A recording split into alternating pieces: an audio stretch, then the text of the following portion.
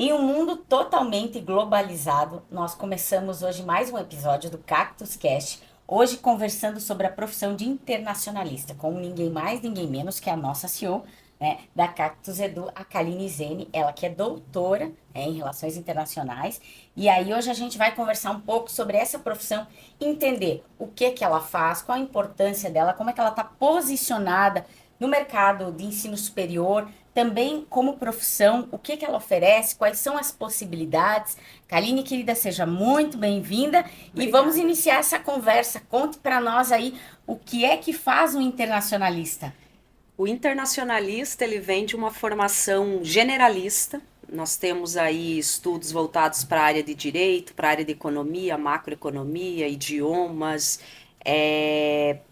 para que a gente possa entender o aspecto, né, da globalização, dos atores envolvidos, de uma maneira muito assertiva. A gente costuma dizer que o internacionalista ele tem oportunidades para trabalhar como consultores para a área de mercados internacionais, por exemplo, fazendo toda uma articulação internacional, envolvendo também para a diplomacia, junto a governos estrangeiros, projetando, né, iniciativas público e privadas, vamos pensar do Brasil com o exterior ou de lá para cá, numa mão sempre de via dupla, né? Então a gente tem a possibilidade de atuar tanto no campo político, que seria na diplomacia, né? Uma formação que nos possibilita fazer o concurso do Instituto Rio Branco, para que nós, né, aqueles que desejarem, possam seguir a sua jornada no campo político, como também na área da articulação internacional, a docência também, né, em disciplinas voltadas para geopolítica, para entendimento, né, desse ator global, nos mais diferentes contextos, que é você entender uma conectividade, uma interação, um efeito de globalização, seja no campo político, econômico, que conforma uma sociedade global, né? Então, nada mais é do que um estudo que possibilita àqueles que se dediquem uma leitura muito ampla do que seriam essas relações em diferentes campos, seja o financeiro, o econômico, que nos proporciona aí trabalhar, né, um desenvolvimento humano também fantástico, porque nós lidamos diretamente com diferentes culturas, nos permite não estar visualizando ou compreendendo pessoas, movimentos, negociações a partir da minha cultura, né? Me capacita a entender num alinhamento, né, do que seria uma intencionalidade. Vamos pensar, se eu estiver como uma negociadora internacional, o internacionalista ele vai poder ter uma compreensão mais ampla de um cenário político, de um lugar seguro para investimento, para atrair capital estrangeiro direto para uma região, para uma cidade, para um país. Exatamente entender quais lentes eu devo aplicar para aquele contexto, para tentar, obviamente, nunca é 100% tudo, mas minimiza muito as taxas de risco, pensando assim em investimentos internacionais, para onde direcionar esses esforços e essas lentes que vão trazer melhores compreensões, né? É uma profissão nova, né? Relativamente nova. Antigamente a gente tinha o comércio exterior. É uma evolução? São a mesma coisa? Como é que você distingue isso? Como é que se explica isso? Sem dúvida, o país ele está reconhecendo em maior grau a atuação do internacionalista, né? Porque quando você me diz qual é a sua profissão internacionalista, normalmente eu preciso explicar o que que eu faço, porque é muito abrangente. Internacionalista, mas com o que você trabalha, né? Na verdade. Então, o país hoje, quando se fala no internacionalista, ele já tem uma compreensão, mesmo que mínima, né? Lida com o internacional, com o estrangeiro, né? E academicamente falando também teve uma valorização, né, da carreira, porque eu lembro que quando eu prestei vestibular, o índice, né, a gente disputava praticamente 2 por 1, 3 por 1, né? Hoje temos já instituições de ensino superior onde relações internacionais tem sido um dos cursos muito disputados, né? Inclusive, a mensalidade também, ela acabou tendo um valor diferenciado, né, do que era na minha época. Então, o espaço está sendo melhorado. Eu acredito que o entendimento, né, de que esse profissional, ele, por ser multifacetado, multiárea, ele consegue trazer uma visão, né, mais amplificada de uma análise, uma orientação muito técnica, né, de como proceder, de uma maneira muito positiva, né, do que a gente acompanha. Até porque na época eu teria 3 lugares no Brasil que ofereciam, na década de 90, a oferta de relações internacionais. Então, ou eu ia para Brasília, ou ia para Bahia, ou ficava em Santa Catarina. Santa Catarina me possibilitou uma formação muito diferenciada, eu diria, de altíssima qualidade à época, porque por ser um curso novo, a universidade tracionou profissionais renomados de Brasília, a maior parte deles, Brasília e São Paulo, que tinha já uma grande experiência, seja no campo político, da diplomacia, seja na área das relações internacionais, focada em negócios internacionais, o comércio exterior. Então, eles estão. São áreas adjacentes, né? O internacionalista pode trabalhar sim com o mercado privado, com o comércio exterior e também somos habilitados a trabalhar no campo político. Bacana. E como é que você fez essa escolha, Kaline? Como é que, porque se assim, ó, nós estamos falando hoje de uma profissão nova, eu imagino lá na década de 90. Sim, Como é que surgiu para ti, então, essa ideia de ser internacionalista e essa determinação? eu acredito que muito de algumas inquietudes que vinha já da minha formação, dos valores mesmo familiares, né? Os meus pais sempre nos incentivaram, a mim e a minha irmã, a gente poder ir além fronteiras, né? A gente, na medida do possível, ter uma experiência de conversar com pessoas de outras cidades, de nos levar para passear, de nos incentivar a dar um passo além. E esse além foi nesse momento onde eu decidi estudar inglês. Na época também, estudar inglês era uma coisa muito elitizada, né? Mas eu tive a oportunidade de uma colega me convidar para acompanhá-la no curso de inglês. Tenho muito orgulho em dizer que eu fui aluna do SESC, onde eu estudei 7 anos de inglês. Tive a oportunidade também de ministrar aulas, né?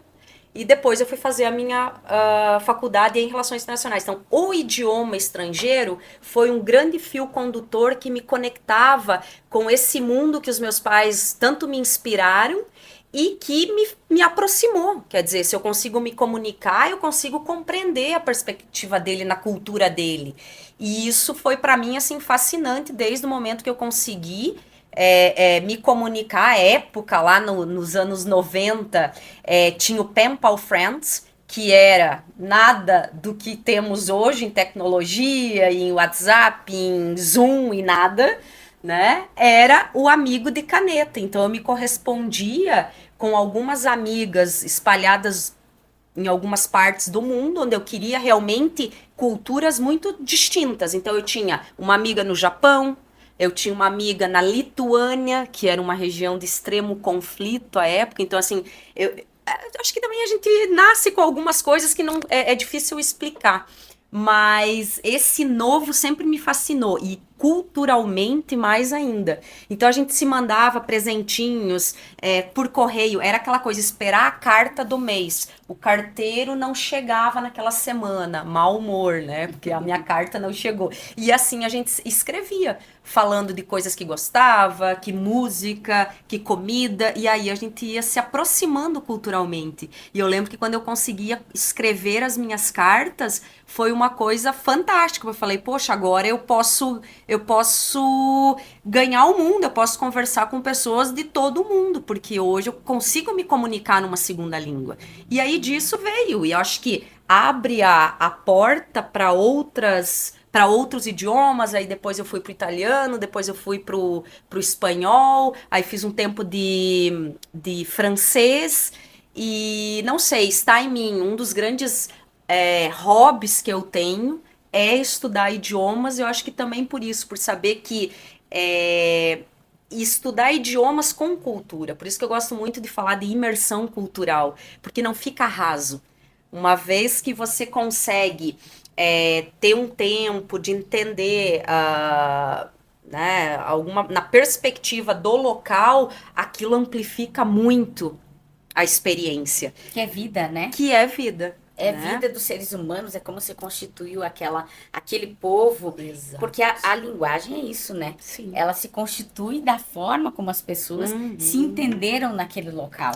E Isso. isso é uma janela enorme, né, Kaline? Muito. E aí ela é uma sensação muito boa, eu digo, a trabalhar nessa área de relações internacionais, porque nos coloca, a mim, né? Tô falando isso, uma experiência minha, me coloca sempre naquela posição de grão de areia mesmo, sabe?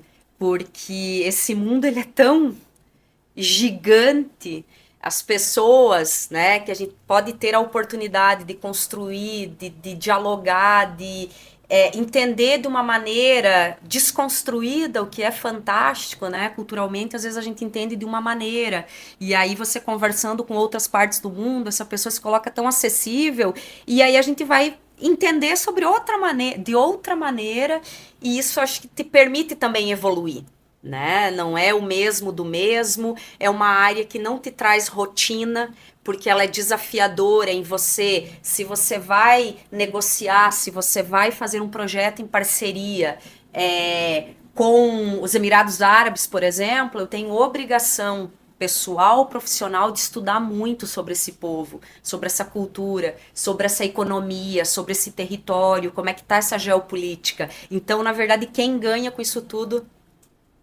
Tá sempre aprendendo. tá sempre isso. Eu acho que as relações internacionais me possibilita evoluir sempre, não ter rotina, transferir, né, as coisas culturais que a gente carrega, né, na nossa, desde da nossa ancestralidade, que transmite todo um código, né, e que a gente chama de cultura, né? Então, isso para mim sempre foi algo que fez meus olhos brilharem.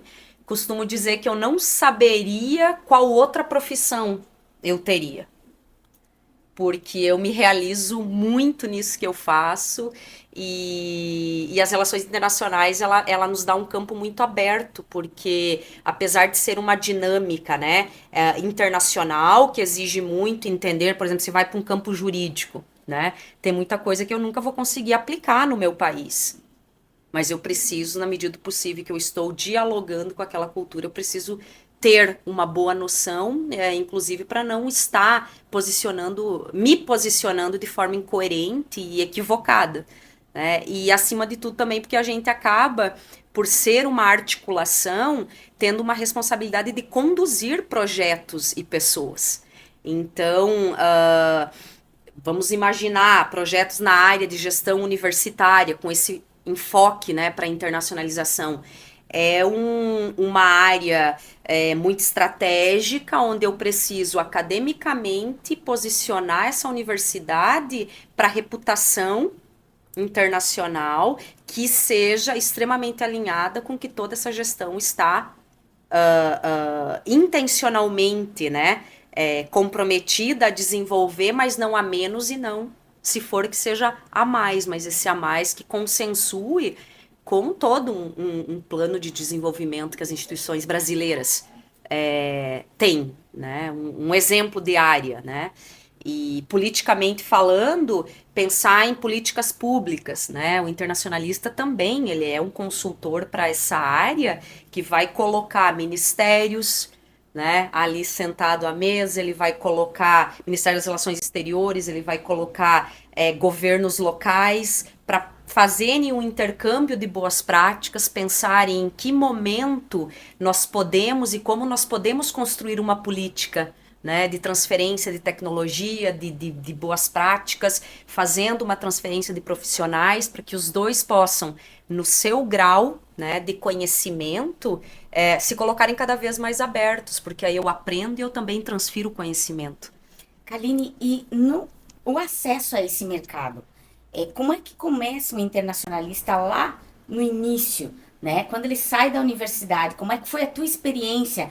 Você pode contar um pouco pra gente, pra quem está nos assistindo, ter uma noção de como é que a gente se posiciona nesse mercado, quem tá com o olho nesse mercado aí? Claro, para quem, né, entende ser internacionalista, as relações internacionais como uma área diferenciada, que está, né, por algumas situações, períodos de guerras que a gente está acompanhando nos últimos anos, eleições presidenciais que o mundo acaba esperando, né, para ver qual será o norte agora da política norte-americana, por exemplo, é mais costumeiro, né, professores de relações internacionais, consultores, se colocarem disponíveis, né, para análise de conjuntura, seja em jornais, enfim, para podcasts, nesse sentido mais de colaborar para um entendimento mais macro, né?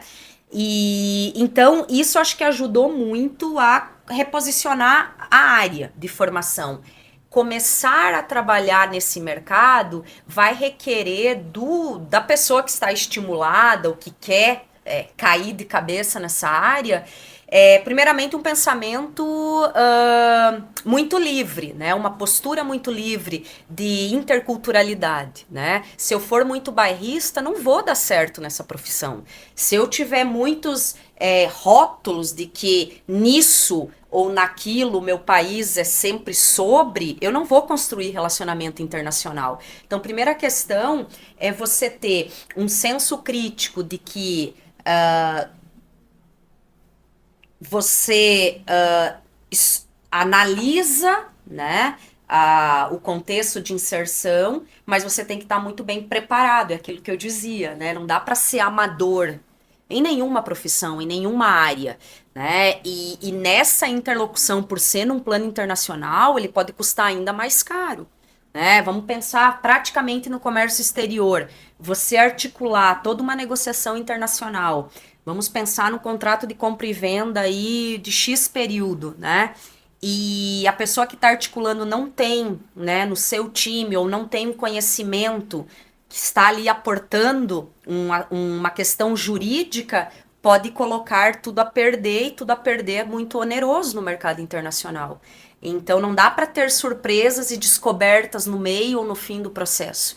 Nós temos que pautar todo um planejamento e sabendo o antes, o durante e o depois, como é que isso vai finalizar. Um preparo muito grande, eu acredito que assim, já ter na sua personalidade essa inquietude de querer conhecer o que está acontecendo nesse mundo, né? De você estar aberto a trabalhar de madrugada, porque o fuso horário muitas vezes não vai compatibilizar com a sua rotina aqui.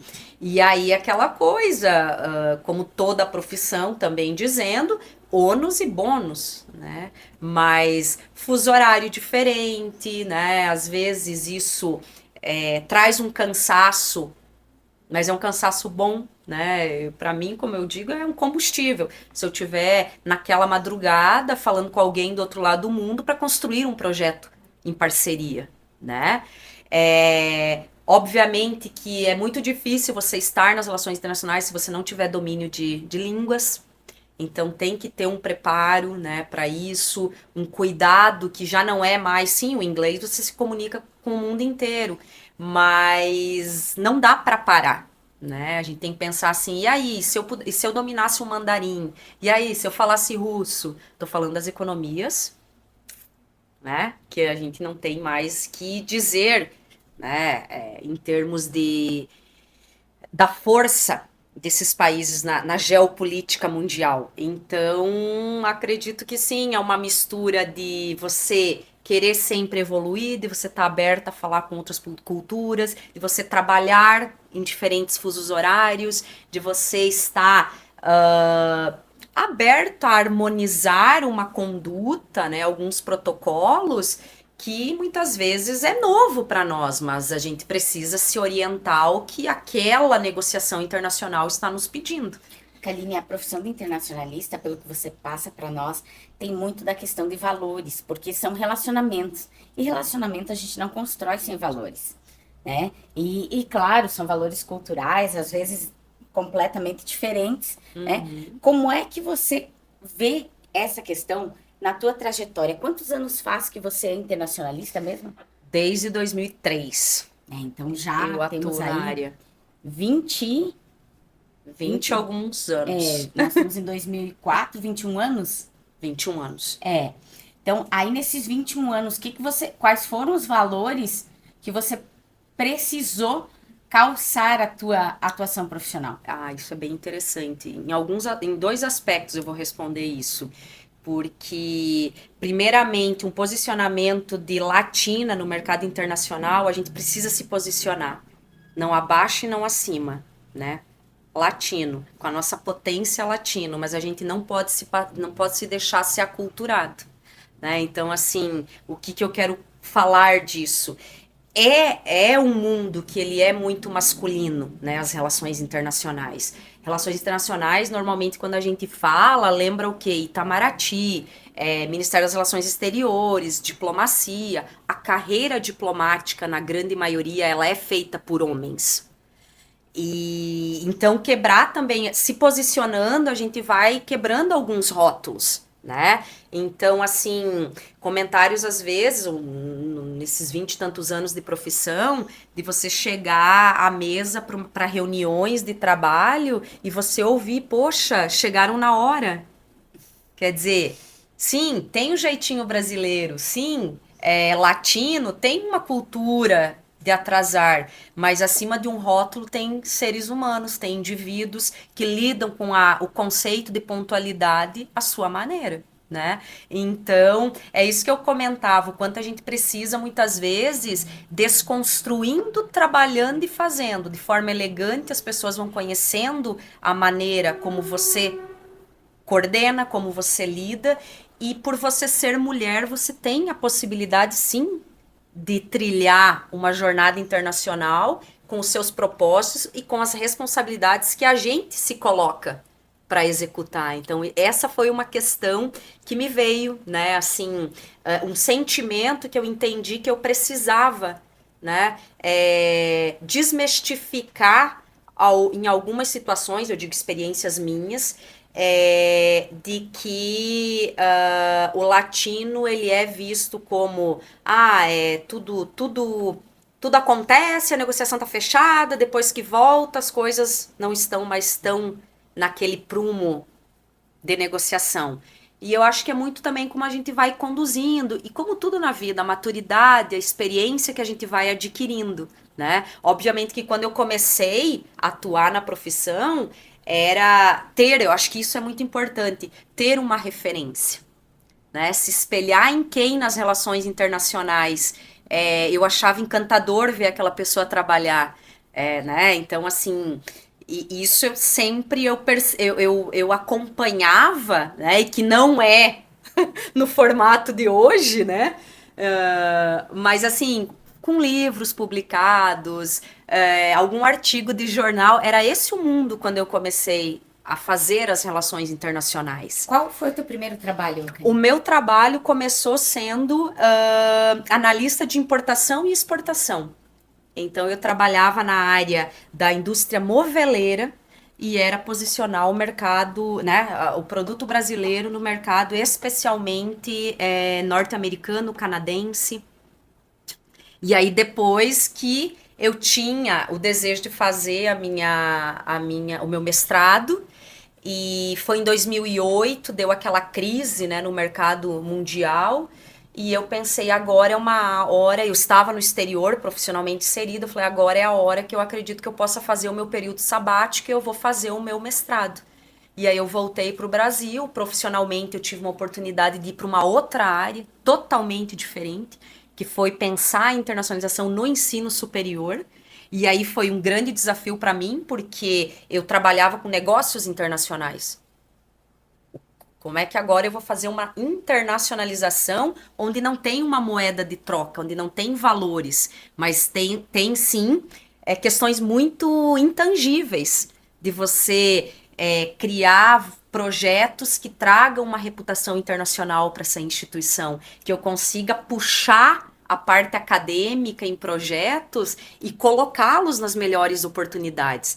Então, se passaram aí bons anos, mais de uma década, que foi extremamente prazeroso e aí sim me deu aí a chance de também seguir os meus estudos com esse viés, porque eu também estava na área da docência, né? Então, trabalhando disciplinas focadas em negócios internacionais, planejamento estratégico e também voltada para questões da geopolítica e a internacionalização no aspecto da transferência de conhecimento, que foi por aí que a minha tese foi pautada. Eu testei o nível da transferência de conhecimento no país mais vulnerável economicamente do mundo, né, com índices Gini os mais baixos possível, que foi Guiné-Bissau.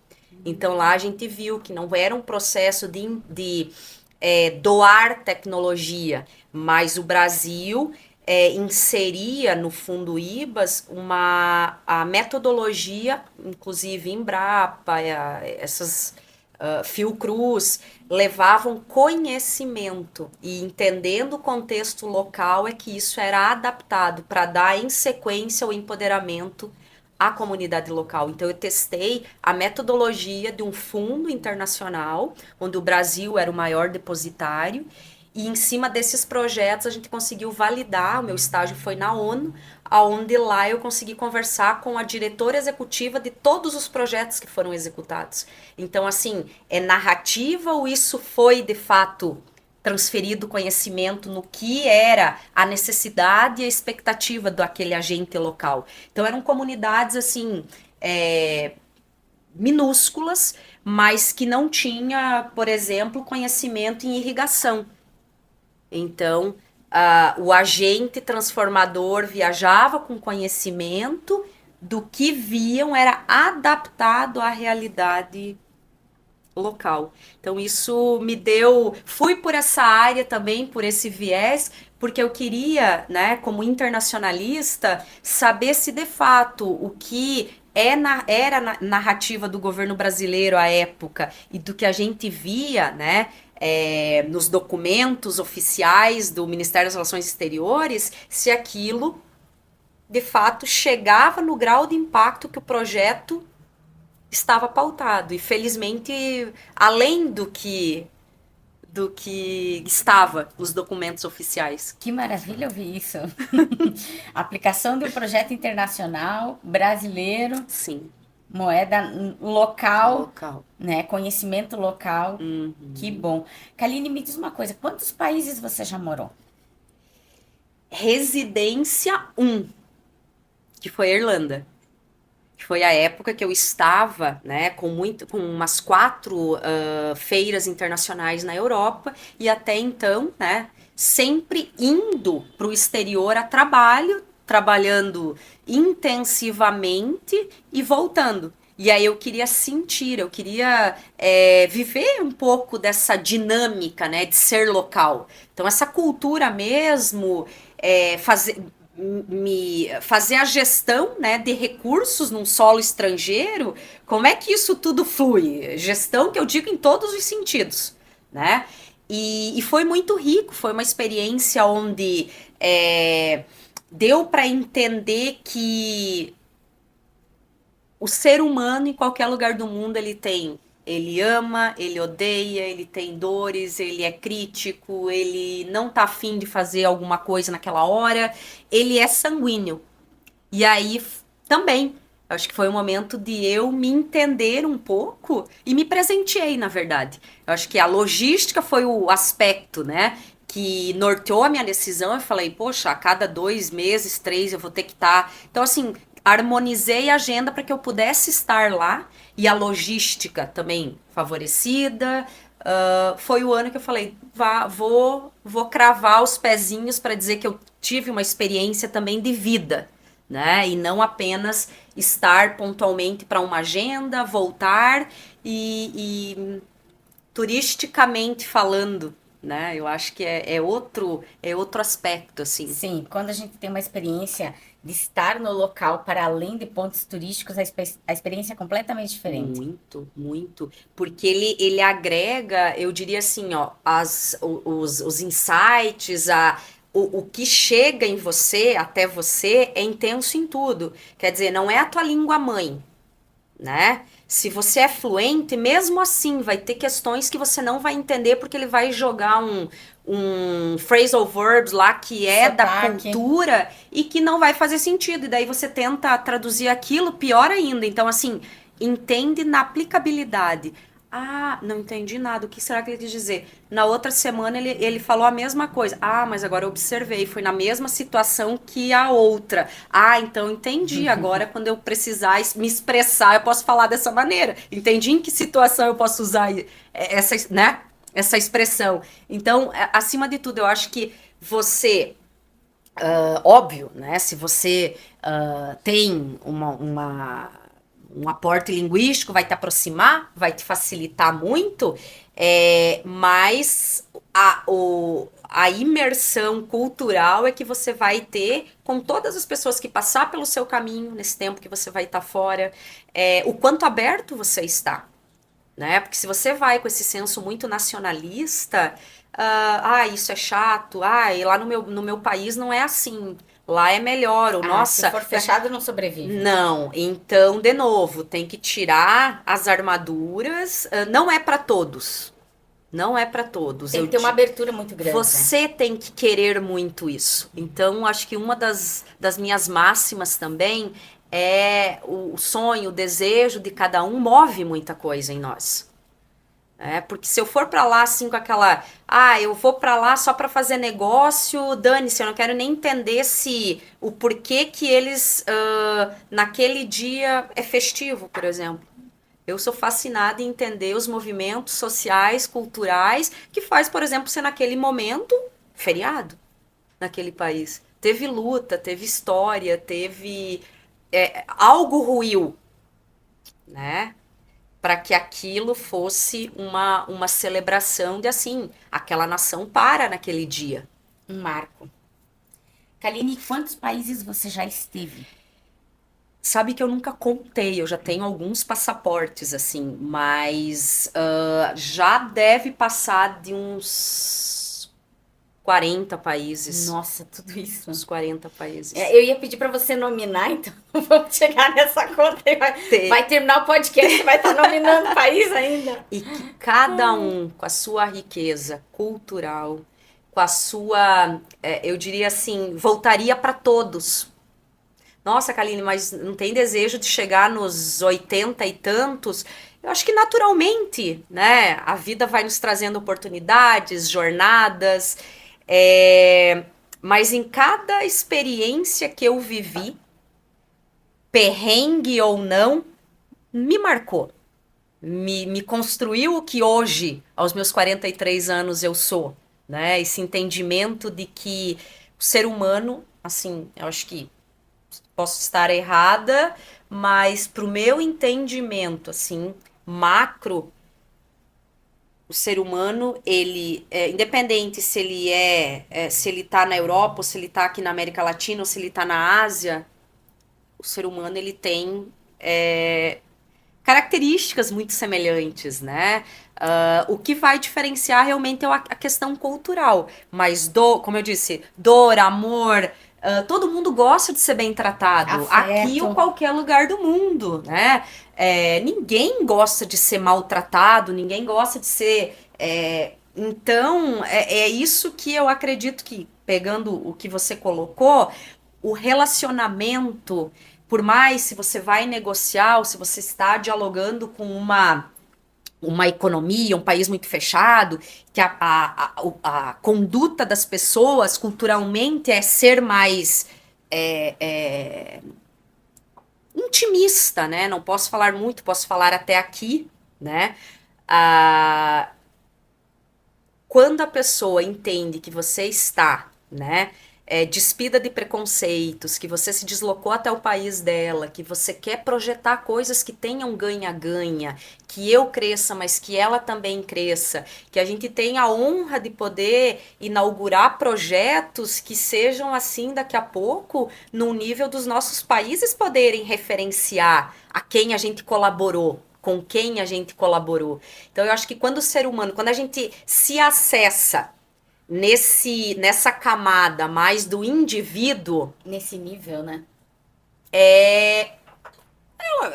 acho que assim, todo mundo é muito parecido.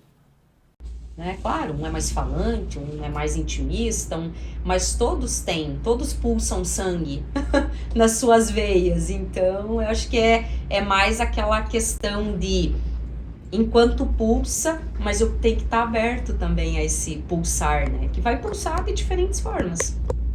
Aline, se você olhasse hoje para trás nos seus mais de 20 anos de profissão aí, que momentos você poderia destacar, assim, em que você olhou para o momento e disse, é isso que eu quero para minha vida? Sejam eles positivos ou negativos.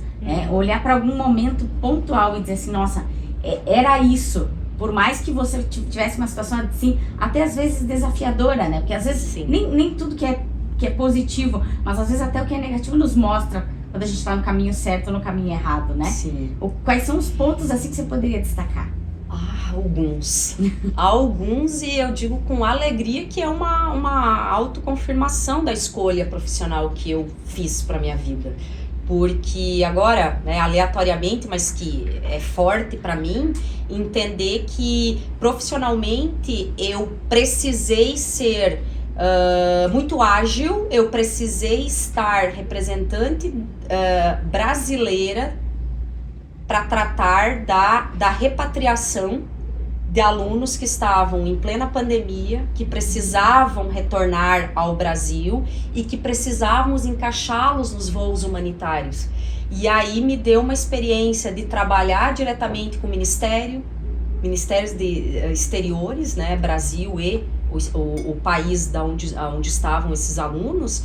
E aí me permite também fazer um trabalho voluntário, onde eu consegui, quando os alunos foram confirmados na lista do Itamaraty, que estariam sendo repatriados naquele dia, naquela hora, eu poder ligar para aquele pai, para aquela mãe, dizer assim, acalma o coração, que deu tudo certo, e que nas madrugadas a gente conseguiu construir essa linha, né, do entendimento, da necessidade, porque eram milhares de pessoas que precisavam ser repatriados. E aí que tem um pacote de várias coisas ali, né? Se eu for aquele profissional que diga, poxa, tem milhares de pessoas, imagina, eles vão repatriar primeiramente os 60 mais, eles vão repatriar, eu não pensei, eu fui com os 4 pés e o meu objetivo era representar primeiramente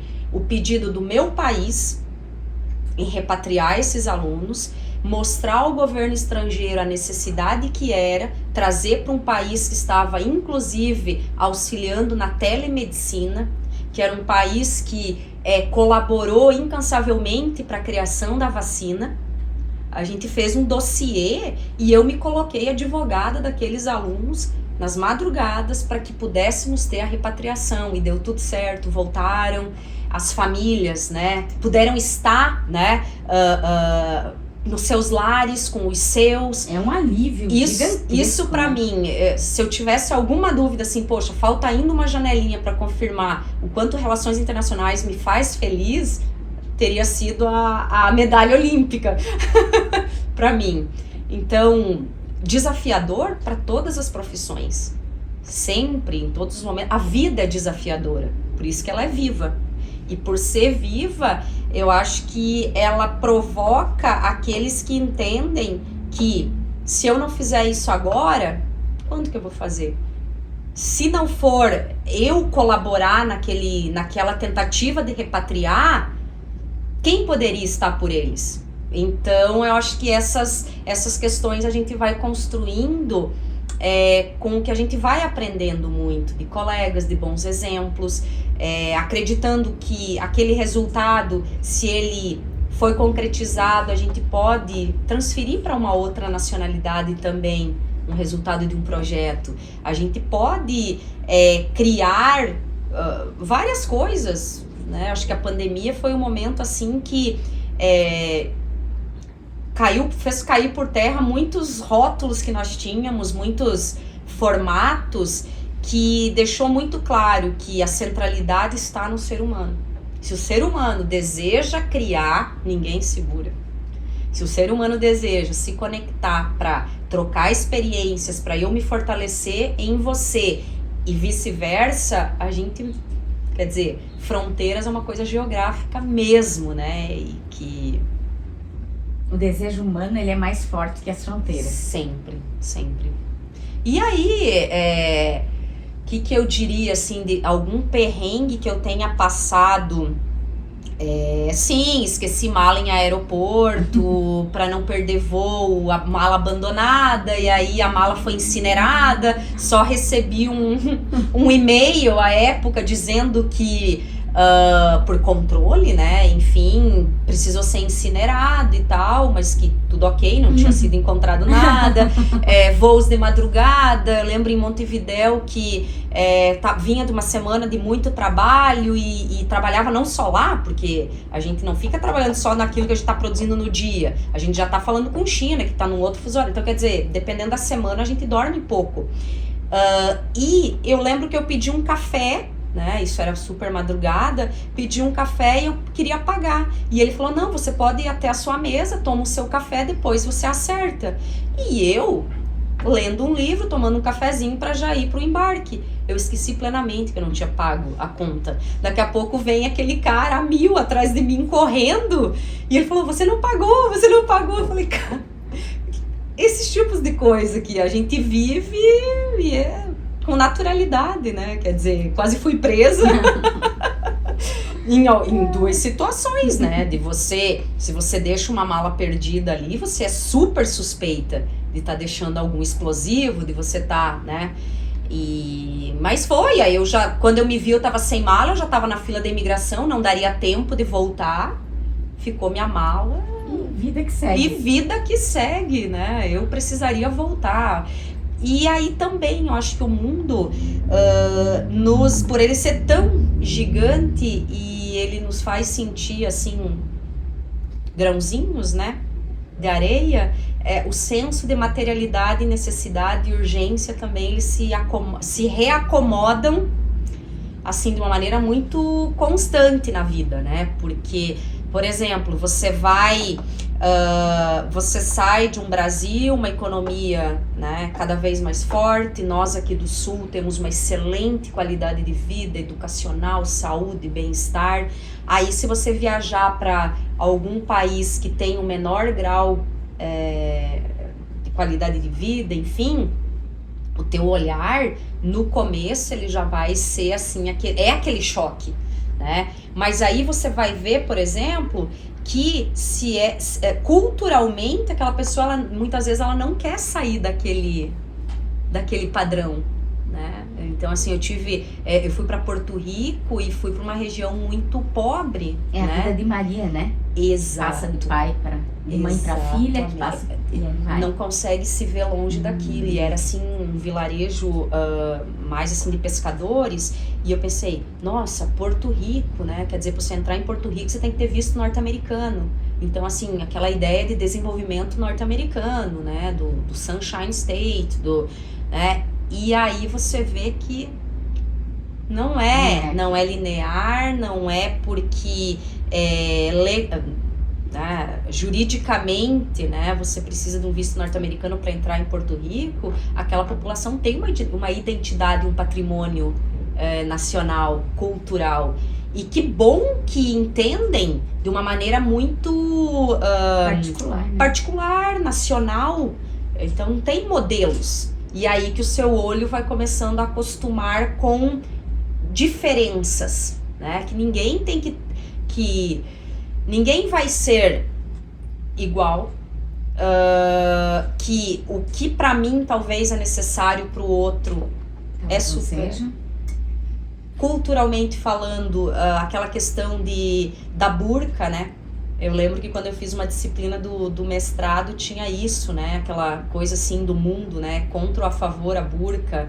E aí demonizaram a burca, mas no sentido cultural, tenta tirar a burca para muitas delas. É muito forte. É uma violência. Agora, tem É a aquelas... forma de viver, Sim. né? Você deixa ela despida. Agora eu vou contar mais uma coisa aqui, né? Eu andando por Dublin, daqui a pouco né? Andando cabeça baixa, quando eu vejo, me deparei com a mulher com a burca. Gente, aquilo foi... Porque assim, é diferente de você ver pela TV, longe da sua realidade, quando você se depara. Eu não me deparei, eu tropecei nela. E aí, sabe, foi uma mistura na minha cabeça. Falei, nossa, se eu tivesse que usar isso, como que eu me sentiria? Eu me sentiria vetada em muita coisa, o meu lado mulher, a vaidade. E aí eu vi que ela era tão natural para ela aquilo, que não era opressão, que não era, mas que tinha um significado ela estar de burca. Então, de novo, para alguns, não. Para muitos, sim. E eu lembro que foi assim, a primeira vez que eu me deparei com alguém, né, uma mulher usando burca. E realmente ela tem só o visor aqui, né? Você não vê absolutamente nada da pele. E a minha cultura ocidental na hora me fez, meu Deus, o que é isso? Porque se cobrir tanto assim, a vida é tão bela, né? Mas é outra cultura. E aí eu me puxei o meu senso, né, de internacionalista. Falei, Kaline, isso é cultura, né? Kaline, e hoje, vindo pra hoje, pensando na Cactus, pensando em futuro, o que tá no seu coração hoje aí, nessa internacionalista? Ai, que gostoso. É tão bom falar de projetos, de vida, de planos. A Cactus, ela nasceu justamente com esse objetivo, sabe? De pensar projetos com pessoas multiculturais, que nós pudéssemos fazer um além com um DNA bem da mistura mesmo, sabe? De nós entendermos que esses projetos internacionais, eles têm sempre o viés da educação, da formação internacional, da experiência que essas iniciativas trazem para as pessoas. O meu objetivo pontual da Cactus, por isso que o nosso slogan é criando pontes, né? Justamente para ligar, né? Então, ligar pessoas, conectar ideias, conectar projetos, transformar, se em alguma medida isso for possível e que venha a ser um grande presente para os envolvidos, que a gente possa, em alguma medida, colaborar para transformar, né? Então, assim, colaboração. A Cactus, o DNA dela é colaboração, é conectividade, a gente poder ter a oportunidade de chamar para um café pessoas que estão motivados a pensar de uma maneira um pouco mais ampla, de se desafiar em projetos que não tem sempre o mesmo rótulo, que a gente possa ousar, sabe? Eu acho que a Cactus, ela tem muito isso, assim. E eu lembro que quando eu escolhi, né, o nome para minha empresa, eu busquei muito por alguns meses o que seria uma referência na natureza para minha empresa, né? Quando falasse, no caso, cactus, o que o cactus te traz? Eu lembro que um amigo disse tequila, eu falei também, mas não é. É resiliência, você se colocar num cenário, você está num cenário que para muitos não há vida, e você tem o seu DNA de mudança, de persistência, de foco, e que ali você consegue, pois por mais árido que aquilo seja, desértico que seja, você tem um DNA ali que vai pulsar essa mudança, essa reorientação de rumos, essa revisão em processos. Então, a Cactus, ela tem muito isso. E aí eu pensei, é esse o nome, né? Eu acho que para uma consultoria vai fazer muito sentido. Então, conseguir na natureza um símbolo, né? O acrônimo também traz ali os pilares que a Cactus foca, né, os seus projetos, as suas iniciativas, né, em conhecimento, em associativismo, em tecnologia, em universidades, em ciência. Então a gente conseguiu e fui afortunada, porque a natureza me trouxe o que eu queria representar enquanto a minha proposta e propósito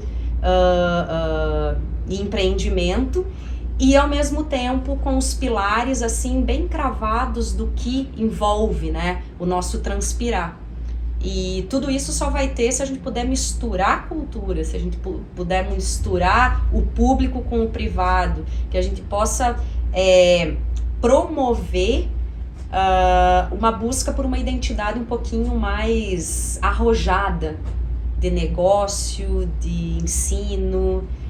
Então é por aí que a Cactus ela nasceu. Acho que veio muito do que a gente veio acumulando, né? Eu lá no meu início de jornada nos negócios internacionais, depois tive experiência de estar na docência, que é um combustível para mim, mas aí eu não conseguia mais conciliar a gestão com períodos de docência, e aí isso foi também me trazendo, né, algumas respostas de eu ir me tateando, de que por exemplo, eu tenho muito mais prazer em criar um momento e uma iniciativa de uma cocriação, articulando pessoas, estimulando, conduzindo projetos, do que propriamente eu escrever um artigo, do que propriamente eu escrever né, vamos pensar publicando isso numa revista de alto impacto científico ou não, né?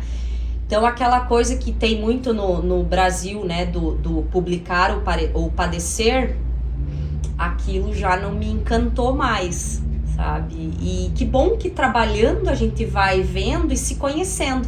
Então eu pensei, poxa, eu quero pensar alguma coisa inovadora. O que seria inovador? Inovador é ter a oportunidade das pessoas se encontrarem, pensar em projetos nas suas essências, misturar isso tudo para a gente tirar o melhor caminho. Muito bem. Nossa, é fantástico a quantidade de conhecimento, de experiência que você traz para nós, Karine. É uma experiência do tamanho que você né? Gigantesca. Então, é um conhecimento, com certeza, quem assistiu esse podcast aqui saiu com o coração transbordando, e a gente vê que brilha o teu olho, né? O amor pela tua profissão. Isso é muito legal, isso é muito bom, porque isso também inspira outras pessoas, né? Eu acho que é isso que é bacana. É inspiração, por quê? Porque acredita no que faz, né? Então, assim, te agradeço por essa oportunidade de ter também esse conhecimento da tua jornada, da tua história, do teu negócio, mas também como propósito, né? Porque o teu negócio é parte do teu propósito de vida, e é por isso que ele faz sentido. Então, só agradecer e dizer assim, ó, que é um podcast para ver e rever, né? Porque esse conteúdo é grande, é gigantesco, são coisas que você fez que são realmente enormes, né? Que a gente vê relações com muitos países, com muitas coisas feitas grandes, né? Com muitas pessoas, com muitos idiomas, mas do teu tamanho, né? Então, muito obrigada. Eu que agradeço, eu gostaria de registrar fortemente e com muita gratidão a todas as pessoas que passaram pela minha vida, da minha professora lá do pré, né, a toda a minha jornada de formação. A minha mãe, ela é pedagoga, então diz que a maçã não cai longe do pé, e isso sempre, né, a educação, estudar, isso é muito prazeroso para mim. E as pessoas que me conduziram, né? Eu tenho uma paixão pelas minhas professoras da vida toda, os professores, os meus mentores, as pessoas pelas quais eu pude me inspirar. Porque, sem dúvida, o momento que me foi possibilitado, se não ser colega, né? Estar observando, poder acompanhar um projeto, uma experiência de vida, me pautaram muito no que eu queria. Por exemplo, a Cactus, ela nasceu dessa mistura do que foi esse mundo privado, desse mundo na educação. E então as pessoas têm uma centralidade muito, assim, é gigante para minha vida e que Deus me permita ter, e Ele está me permitindo ter novos ciclos, novas parcerias, pessoas que estão agregando, e também por entender que a gente pode sim ir muito além quando a gente tem uma sintonia, né? E a gente pode fazer uma convergência aí de propósitos. Então eu sou muito afortunada, eu digo que eu não fiz uma transição de carreira, não fiz, porque eu continuo na minha área, ainda com mais gana de fazer as coisas acontecerem, mas é isso, eu tenho uma gratidão muito gigante por todos que passaram pela minha vida e que ainda vão passar, né? E que seja longa a vida das relações internacionais e que a sociedade, né, as instituições de ensino superior consigam também deixar claro, né, as contribuições que essa profissão traz para a sociedade, que ela não como foi lá nos primórdios, uma profissão de elite, né, que era algo assim dos barões que enviavam seus filhos para estudos no exterior. As relações internacionais, ela é cada vez mais aplicada, ela nos desafia quanto mais refinado eu conseguir compreender a rotina, mais refinado eu vou conseguir ter uma análise de uma conjuntura política, econômica, cultural. Então é isso, eu acho que é sempre a centralidade do ser humano. Isso aí, perfeito, Kaline. Muito obrigada. Então siga-nos no Instagram e até o próximo Cactus Cast.